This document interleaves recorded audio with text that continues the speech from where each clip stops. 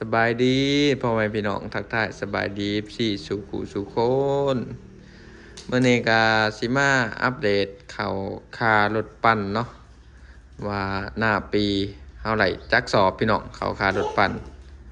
ตอนนี้งานก็เริ่มเบิดแล้วเนาะพี่น้องเขาก็เริ่มแล้วว่าอะไรพี่น้องเอ้ยเขาน้ำถามปลาก็ได้หน้าปีก็เดี๋ยวมานับกันเลยเนาะไหลจักสอบพี่น้องเขาคารถปั่นหน้าปี10 20 30 4050 60 7080 90101110 115 116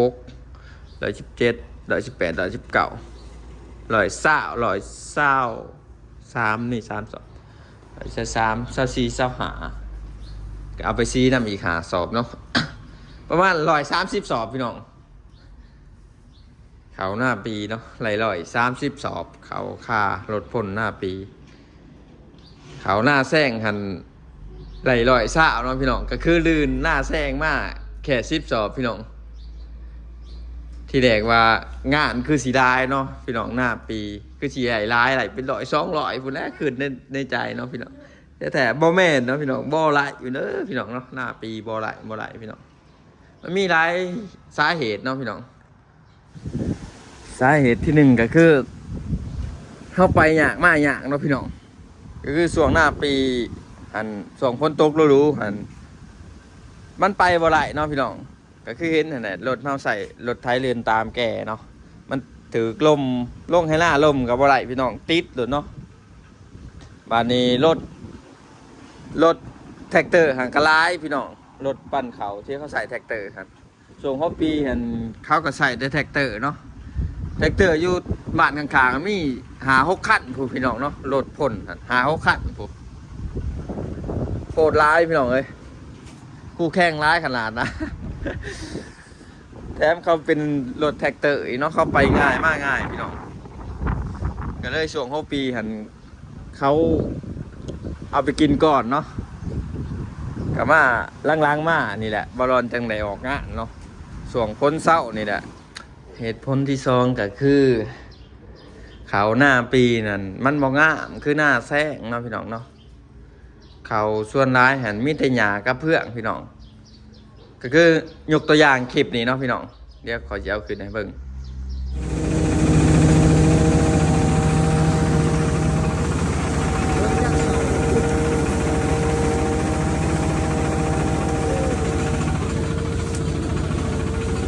มีเขียวเห็นเลือดออกกระดานนี่ลูก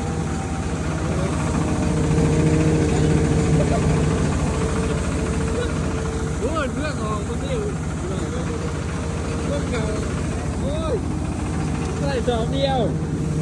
เลือด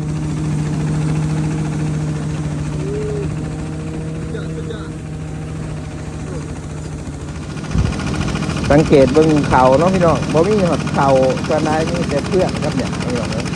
แถมแต่เปียกแถมตื่นอีกเนาะเพื่อที่ได้ข้าวสอบเนาะพี่น้องคือเขาปั่นเขาข้าวสอบเขาเอาสอบหนึ่งเนาะพี่น้องเพื่อที่ได้ข้าวสอบเบิดน้ำมันจำไทยพี่น้องหน้าปีนี้บ่คักปานใดพี่น้องเลยหน้าปีเขาบ่งามเขามีแต่เพื่องลายเนาะส่วนลาย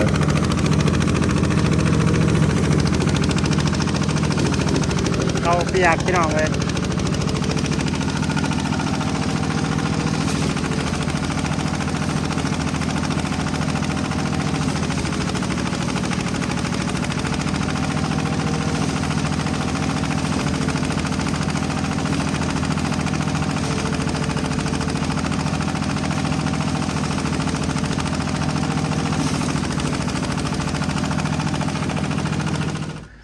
ก็คือ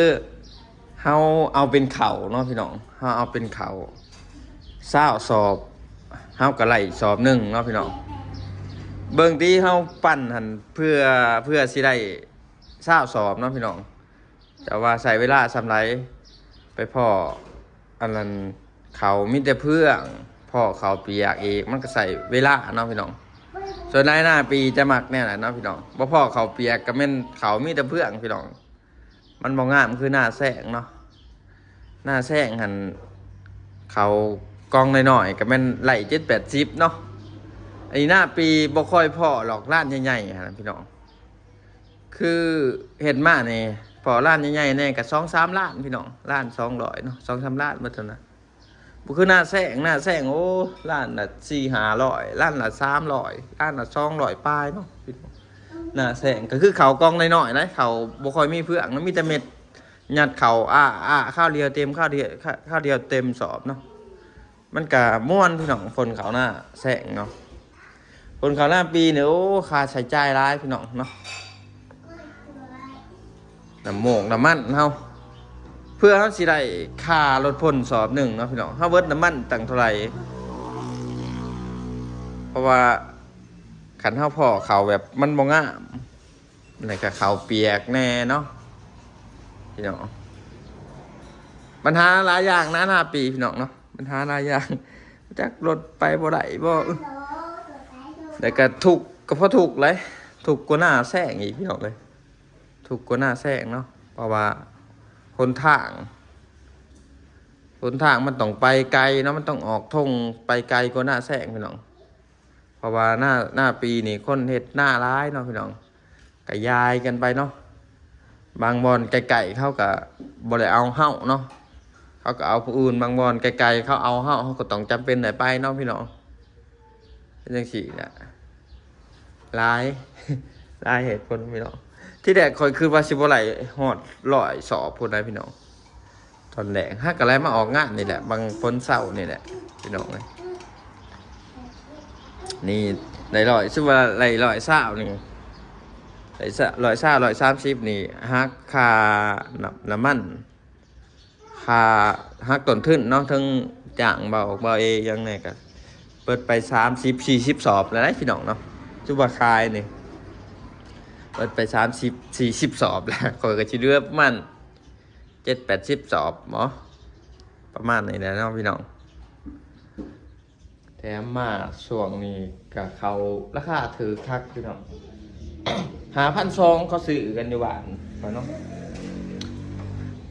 5,200กีบพี่น้องต่อโลเนาะเขาเปลือกแถมหมูก็เลือกซื้ออีกแล้วซื้อหมูกระแทกจวดเขาบ่ยากหมูก็บ่อยากซื้อสรุปง่ายๆก็คือเปรียบเทียบกันง่ายๆก็คือหน้าแซงกับหน้าปีนี่หน้าแซงจะพ่นง่ายกว่าเนาะพี่น้องจะพ่นง่ายกว่าแล้วก็ต้นทุนก็บ่สูงปานใดเนาะต้นทุนก็คือค่าน้ำมันเนาะพี่น้องอันหน้าปีนี่ค่าน้ำมันนี่ต้นทุนสูงเนาะค่าน้ำมันเพราะว่าคือว่าเนี่ยมันบ่ค่อยงามเนาะเขาหน้าปีมันเฮ็ดตามธรรมชาตินะฝนตกหลายกับบ่ดีเนาะฝนบ่ตกกับบ่ดีอีกก็มันบ่คือเขาหน้าแซงนะเขาหน้าแซงแบบเฮากำหนดเองเนาะน้ำไหนเฮาอยากเอาเขามือได้ก็เอาไหลอยากเอาออกมือได้ก็ไหลหน้าแซงมันก็ไหลเต็มมิดเต็มหน่วยอย่างว่าแล้วพ่นเขาหน้าปีนี่ก็เตรียมตัวแล้วจักหน่อยนะพี่น้องกี่โบกี่มือกี่วันก็เห็นออกหน้าพุ่นแหละหน้าหวยแล้วมันนี่เตรียมตัวเห็นหน้าแทรกเนาะพี่น้องเห็นหน้าคือเก่าพุ่นแหละบุกไปเวียนมาอยู่นี่เนาะเดี๋ยวหน้าปีก็ต่อหน้าแทรกเดี๋ยวหน้าแทรกก็ต่อหน้าปีแต่ว่าหน้าแทรกใจแน่พี่น้องเลยหน้าแทรกถือว่าเขาลงทุนร้ายเขากระไรกำไรร้ายแน่เนาะแบบมันเห็นหมดนะคือหน้าปีขึ้นเนี่ยนะเขาลงทุนเนาะลุกลงทุนเห็นหน้าปีครับจักสื่อพุ้ยไปจักสื่อบานสื่อยามาสีก็ถึกอยู่ปัญหาก็ยังบ่ไหลเขาเนาะได้เขา48สอบเมื่อไรใช้ต้นทุนเหลือน้อยเดียวพี่น้อง เห็นหน้าปีหรือเห็นเนี่ยพี่น้องบ่คือเห็นหน้าแสงเนาะรูปลายในเห็นหน้าปีกระสีประมาณนี้เนาะพี่น้องเขาคอยตัดผ่ามาตอนเสาร์เนาะพี่น้อง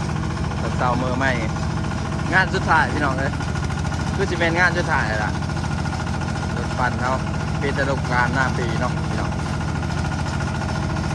แล้วเมื่อกันจะเพิ่มอีกจักสอบเมื่อเกินสอบ2 สอบ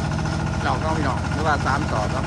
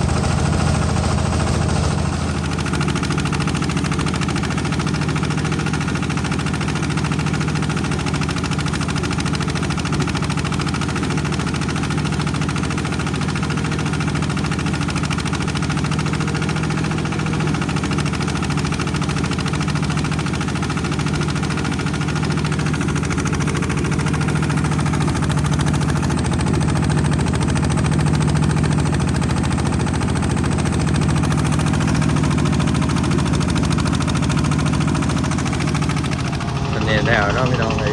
40กระสอบยังอีกกองหนึงพี่ลุงกองนั้นกองน้อยๆหรอก10กระสอบนี่แหละกองละ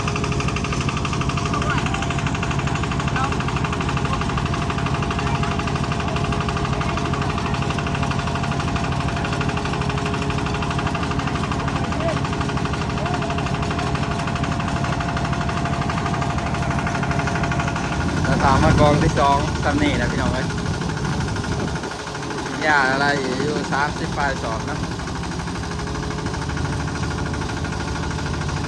ที่ได้ว่าพอ10สอบเดี๋ยวว่าให้ว่าทำคน2 สอบแล้ว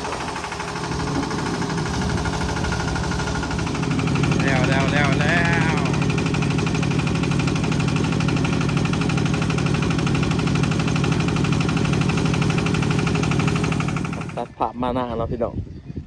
ตอนนี้ก็แล้วเรียบร้อยแล้วพ่นเขาได้50ปลายได้2 สอบครึ่งเนาะค่าพ่นก็สิประมาณนั้นเนาะพี่น้องเขาหน้าปีคือที่ได้เบิดสนั่นนะพี่น้องเลยแต่เขา130เนาะ130กระสอบพี่น้องเลยลื่นหน้าแซงมาบ่ร้ายเนาะแต่ว่าต้นทุนนี่ร้ายกว่าหน้าแซงแห้งพี่น้องเลย